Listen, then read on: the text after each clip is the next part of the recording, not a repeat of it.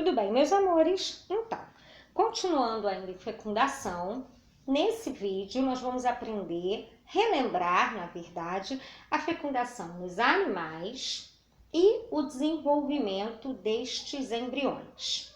Bom, a fecundação nos animais, ela pode acontecer de duas maneiras. Ela pode ser uma fecundação externa ou interna. E o que vai estar relacionado? Bom, a fecundação, nesse caso externa ou interna, está relacionada com o local em que vai acontecer a junção desses gametas. Lembrem que aqui eu estou falando de reprodução sexuada, tá?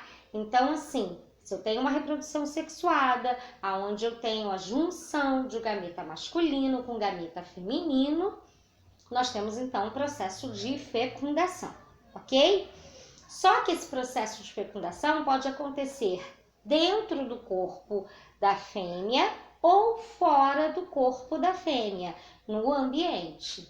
Então, quando acontece fora do corpo da fêmea, nós dizemos que é uma fecundação do tipo externa, porque a junção destes gametas vai acontecer no exterior, fora do corpo da fêmea, tá? E aí pode ser no ambiente aquático ou úmido. É bem importante que vocês prestem atenção que acontece em um destes ambientes. Por que acontece em um destes ambientes? Porque os gametas, eles são frágeis. Se não houver essas condições ambientais, né, aquática ou de umidade, esses gametas podem se desidratar e morrer. E aí nós não temos o objetivo, né? Nós não cumpriremos o objetivo da fecundação, que é a perpetuação da espécie. Já na fecundação interna, essa fusão, essa junção destes gametas, masculino e feminino, acontecem internamente, ou seja, no interior do corpo da fêmea. O macho, ele precisa introduzir o gameta masculino no corpo da fêmea, ok? Então, a junção dos gametas vai acontecer no interior do corpo. Se nós compararmos a fecundação externa e interna, a interna ela é melhor, ela garante um maior sucesso de fecundação e de desenvolvimento, de que aquele embrião, que aquela fecundação vá para frente, né? De que o processo se conclua, porque eu tenho ali fatores que não vão... fatores que seriam fatores externos, que minimizam os estragos, né? Que buguei, esquece isso. Que não vão interferir na minha fecundação. Ou seja, eu tenho ali um maior controle, eu tenho mais chances de sucesso. Eu tenho menos eventos que podem impedir que essa fecundação aconteça.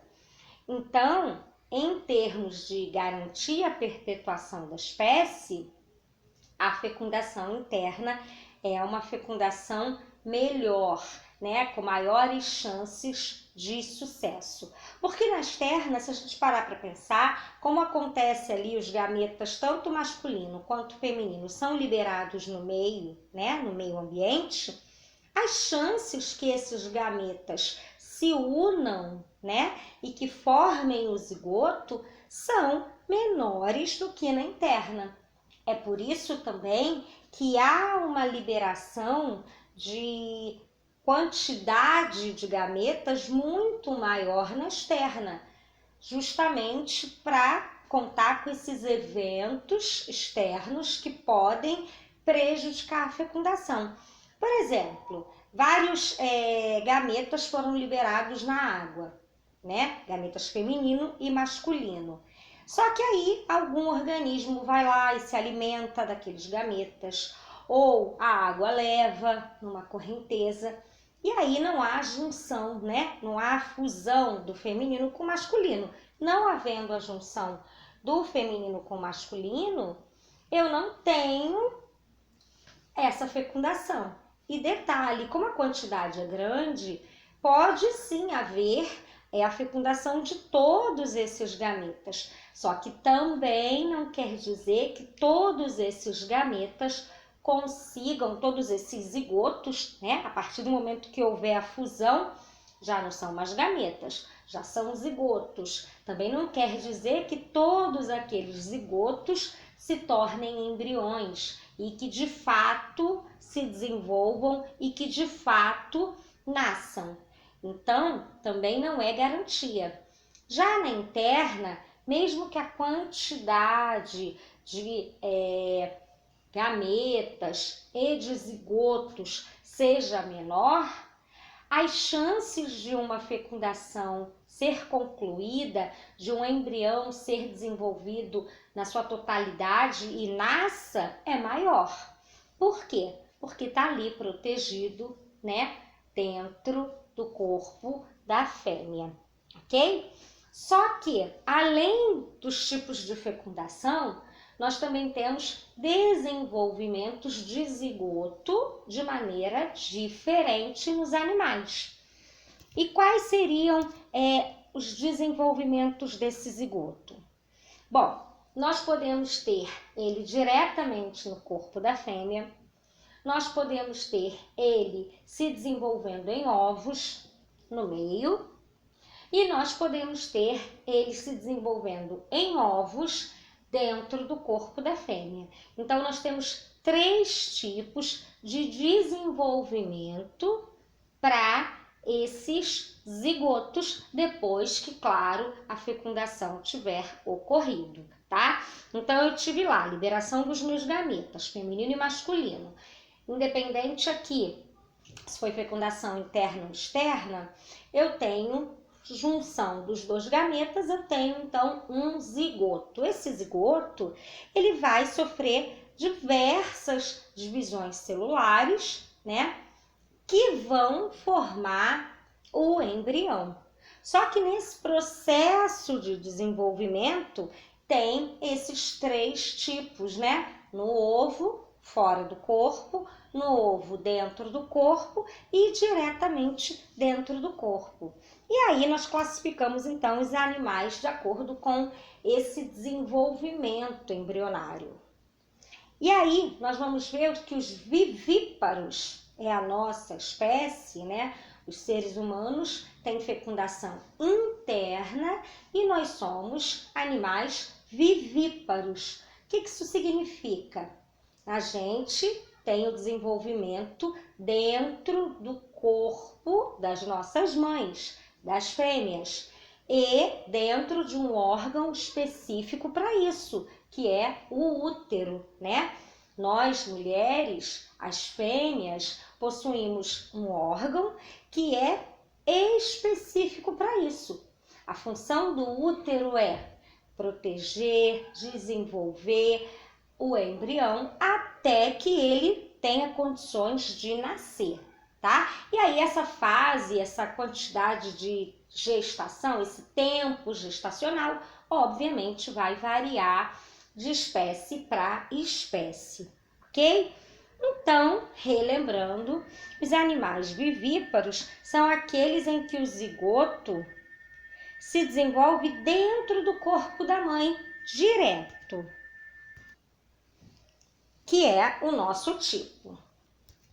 Já os animais ovíparos, os embriões vão se desenvolver externamente do corpo da fêmea, ou seja, não fica dentro, né, protegido, ele fica protegido por uma estrutura, mas não é dentro do corpo.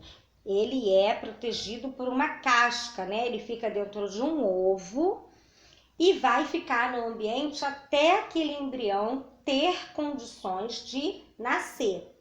E aí, nós temos 2 tipos dessa casca, né? Existem animais em que a casca do ovo é impermeável, como por exemplo, os répteis e aves. Então, quando essa casca é impermeável, eles necessitam ficar em ambientes, eles podem ficar em ambientes terrestres, porque não vão perder água, para proteger o embrião, né? Impermeável, não vai deixar a água passar. Então, ele mantém ali o embrião ali dentro e protege o embrião. Agora, tem a troca gasosa, ele só impede essa passagem, né, essa perda de água, né, evitando a desidratação do embrião. Nós sabemos que a água é extremamente importante para a vida. Inclusive, alguns animais dependem da água no seu ciclo reprodutivo. Então, nesse caso desses répteis e dessas aves, que a casca é impermeável, ele evita o quê? Que o embrião perca água para o meio, né? Mas não impede que haja troca de gases, até porque há necessidade da troca gasosa para que haja o desenvolvimento do embrião. Agora, em animais que não têm essa casca impermeável, como por exemplo os anfíbios, eles precisam colocar os ovos em ambientes muito úmidos, pode ser terrestre, mas tem que ser muito úmido, ou em locais aquáticos. Para quê, meus amores? Para não ter a desidratação do embrião, porque se houver a perda de água, o ambiente úmido também fornece água para esse embrião. E se for aquático, também, tá? Então, aqui nós temos que pensar que, dependendo do animal e da casca, este ovo vai ficar em locais diferentes, ok? Bom, eu vou dar aqui alguns exemplos de animais ovíparos. Rã, sapo, aranha, pinguim, galinha, polvo, formiga, barata, tá? São vários tipos, são vários organismos ovíparos. Nós temos também mamíferos ovíparos, né? Se nós pensarmos aqui, o ornitorrinco, ele coloca ovo, tá? E é um mamífero. Bom, o outro tipo de animal é o animal ovovivíparo. Ele é ovovivíparo porque ele é uma junção do ovíparos com os vivíparos, ou seja, ele coloca os animais, os embriões em ovos, mas esses ovos ficam dentro do corpo da fêmea. Por que fica dentro do corpo da fêmea?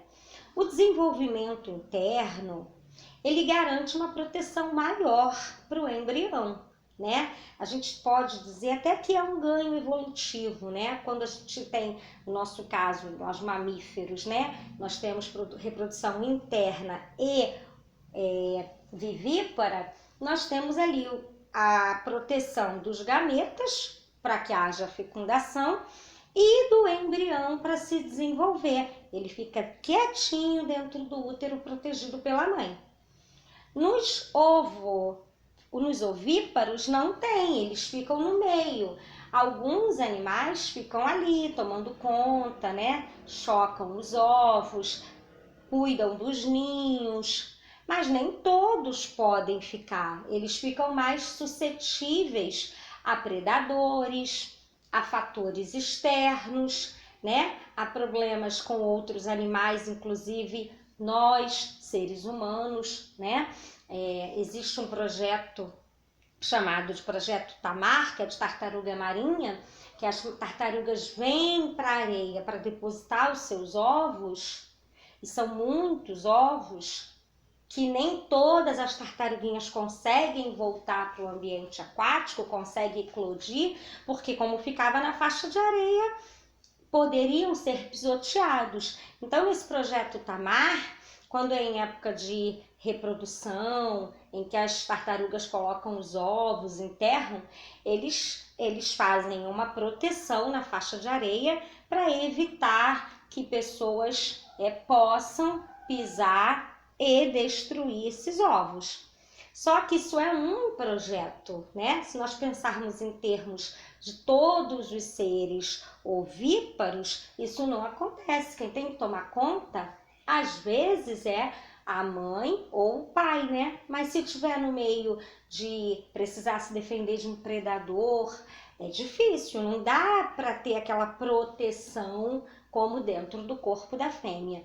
Então, nos ovovivíparos, os ovos ficam dentro do corpo da fêmea.